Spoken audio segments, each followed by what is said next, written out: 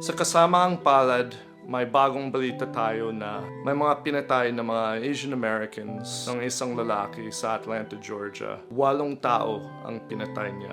6 sa kanila ay Asian American. May outpouring ng grief, ng kalungkutan, ng pakikiramay dahil sa lahat ng mga pinatay. Buhat ng pandemic, lalong-lalo sumabog yung hate laban sa mga Asians. Maraming acts of racism and violence and hate speech na nangyayari sa bansa ko.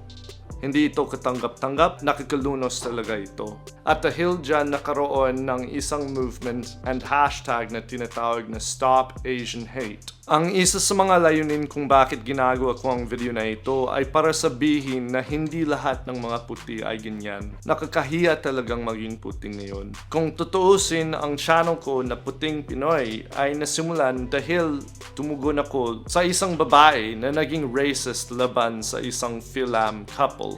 Nakakalungkot sa akin yung racism na dinadaanan at nararanasan ng mga Asian Americans, ng mga Asians sa buong daigdig. Pero ganoon din, nalungkot talaga ako dahil sa mga masamang halimbawa, marami din na napaisip na ganyan pala ang lahat ng mga puti. Basta puti ganyan. Kaya naisip ko na gumawa ng isang sagot laban sa racism. Walang mananalo sa racism. Kinakailangan pag may nakikita tayo na racism or prejudice of any kind, dapat labanan natin. Ngayon, yung Houston Police Station vows solidarity sa Asian community. This is a great show of solidarity, pero hindi ito responsibility ng isang grupo o organization lang. Responsibility natin lahat bilang sangkatauhan na pag may nakikita tayong injustice laban sa mga iba't ibang race or anuman uri ng prejudice, dapat itigil natin.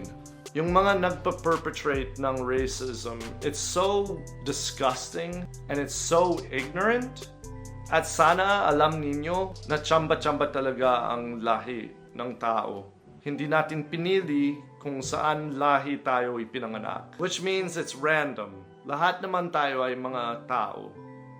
Kaya pahalagahan ang kwento ng bawat isa.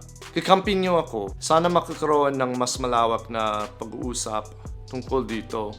Sana mas maraming magiging aware kung paano yung mga salita at yung mga galaw nila kung paano inaapektuhan ng ibang tao. Oras na para maging empathetic, oras na para makinig sa mga ibang tao kung ano bang nararamdaman nila. At huwag natin tanggapin sa anumang form ang prejudice. Mayroon ginawang page ngayon na Stop AAPI Hate. Magbibigay ako ng link sa description or comments para mapuntahan ninyo, para mas lalo mapalawak ang awareness natin at ganoon din para maging mga kakampi tayo sa paglaban sa racism.